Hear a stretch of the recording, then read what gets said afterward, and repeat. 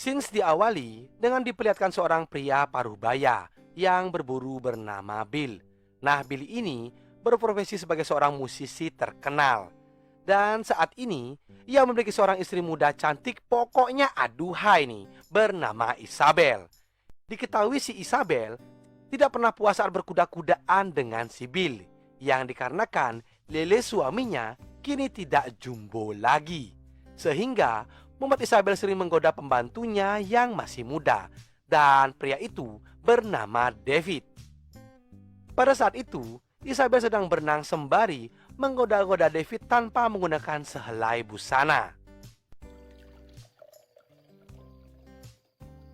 Lalu pada malam harinya, Bill pun makan malam bersama dengan Isabel. Merasakan dinginnya malam, si Bill pun mencoba mengasah kemampuan lelenya. Tentu saja dengan mengobok-obok goa dari Isabel. Akan tetapi belum juga menyelesaikan satu ronde, batang singkong si Bill pun kini sudah lemas tak berdaya. Dari sini, si Bill pun merasa malu dan mengizinkan istrinya untuk menjadi seorang pria perkasa lainnya. Namun dengan syarat tanpa diketahui oleh Bill sendiri. Di pagi harinya, benar saja hal yang tak terduga pun telah terjadi. Dan tiba-tiba si David pun mendongkrak Isabel from the behind. Akan tetapi ternyata si Isabel pun merasa kecewa, yang dikarenakan belum juga 1 menit, lele jumbo milik si David pun juga telah memuntahkan susu kental manisnya.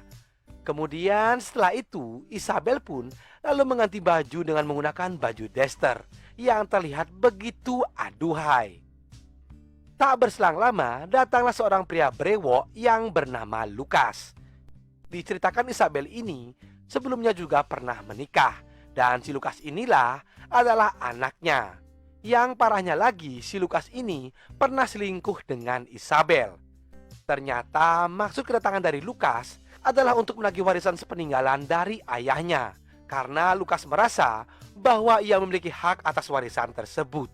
Akan tetapi Isabel tak mau memberikannya sedikit pun. Di sana Lukas selalu mengancam bahwa ia akan menyebarluaskan video syur 19 detik mereka. Tak berselang lama, datanglah si Bill. Bill yang sudah mengetahui maksud kedatangan dari Lukas tak bertanya apa-apa, dan lalu mengajaknya untuk makan malam bersama. Kemudian Lukas pun berkata kepada si Bill bahwa Isabel ini hanya ingin mengeruk harta warisannya saja. Mendengar hal tersebut, si Bill pun malah tersenyum karena dia tak mempersalahkan tujuan dari Isabel itu.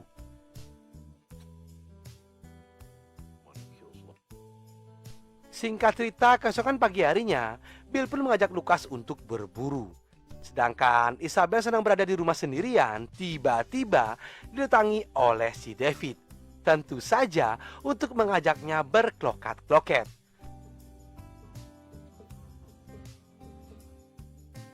Akan tetapi setelah selesai, Isabel pun kembali dibuatnya kecewa. Karena lagi dan lagi, lele jumbo milik si David dengan sangat cepat memuntahkan larvanya. Scene selalu berpindah ke Bill dan juga Lukas yang akan kembali pulang dari berburu. Setibanya di rumah, Bill pun memutuskan untuk beristirahat sejenak. Sedangkan Lukas terlihat sedang bersantui di pinggiran kolam sambil cuci-cuci mata. Pada saat itu, kebetulan Isabel sedang berenang di kolam tersebut. Di sana juga terlihat si David yang sedang bengong dan merasa bersalah karena tidak bisa memuaskan Isabel layaknya pria perkasa. Saat David mendekatinya, Isabel pun mengatakan bahwa ia akan memberikan kesempatan sekali lagi untuk mengobok-ngobok goanya. Akan tetapi dengan syarat si David harus pasrah saat singkongnya diulek-ulek oleh Isabel sampai puas. Lukas yang melihat kedekatan si David bersama Isabel tentu merasa curiga bahwa mereka berdua ini kini sedang berselingkuh. Pada malam harinya, terlihat Lukas sedang makan malam bersama Isabel. Di sana si Lukas masih saja memperdebatkan tentang warisan sepeninggalan dari ayahnya. Kemudian Isabel pun mengadu kepada Bill tentang ancaman yang akan dilakukan oleh si Lukas. Akan tetapi si Bill yang profesional dengan dunia perwarisan meminta Isabel agar tetap tenang dan mengatakan bahwa Lukas hanya ngeghosting saja. Paginya, terlihat Lukas sedang mengobrol dengan si David.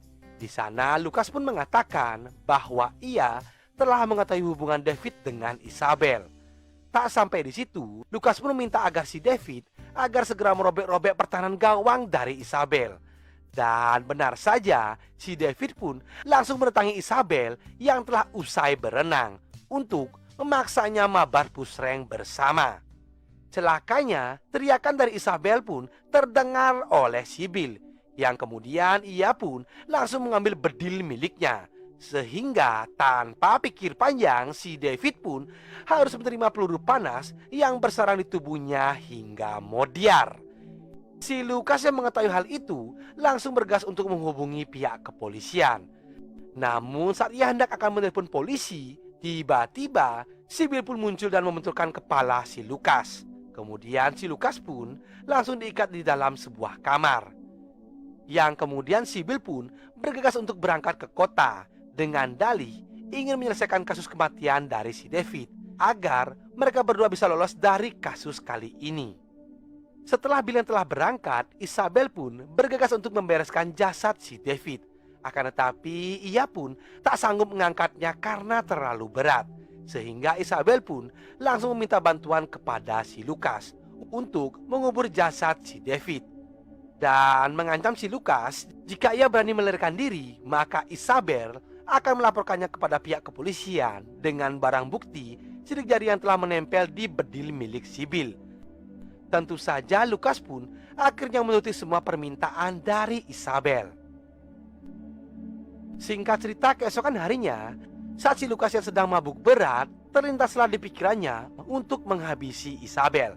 Namun saat si Lukas yang sedang melancarkan aksinya, tiba-tiba kini Bill pun telah kembali pulang dan ia pun langsung mengikat tangan dari Lukas. Di sana si Bill pun mengatakan bahwa si Lukas boleh menghabisinya, tentu saja agar klaim asuransinya jatuh ke tangan dari Isabel. Sedangkan warisan yang dimiliki oleh Isabel saat ini akan dikembalikan kepada si Lukas. Karena Bill sendiri sudah mempersiapkan skenario ini dengan pihak kepolisian. Sekaligus Bill pun menyuruh si Lukas untuk membongkar kembali kuburan dari si David. Kemudian si Bill pun mengatakan kepada Lukas bahwa ia tidak menginginkan Isabel menjadi miliknya. Namun sebelum itu, mereka pun memaksa si Lukas untuk membuat video pengakuan kalau dirinya lah yang telah membunuh si David. Setelah itu, Bill pun kemudian memutuskan untuk menembakkan pistol ke dadanya sendiri. Dan secara mengejutkan, si Lukas yang telah membawa gunting tanpa amnesti langsung menyerang Isabel. Beruntungnya di kala itu, Isabel dapat menghindar dan menyatukan dirinya ke dalam kolam berenang. Si Lukas yang pada saat itu sedang sedikit mabuk tentu saat kesulitan untuk melihat Isabel. Tak ambil pusing, ia pun mengambil bedil milik Sibyl. Lukas pun dengan sembarangan menembak ke arah kolam itu. Ternyata Isabel yang keturunan ikan mola-mola ini dengan mahir dan sangat pintar dapat mengelabui si Lukas dan bersembunyi di bawah mayat si David. Sehingga ia pun dengan mudahnya menembak Lukas hingga ia pun ikut-ikutan modiar. Setelah itu, Isabel langsung menghubungi pihak yang berwajib dengan mengatakan bahwa suaminya telah dibunuh oleh seseorang yang tak dikenal. Dan film Bloody Orange pun berakhir.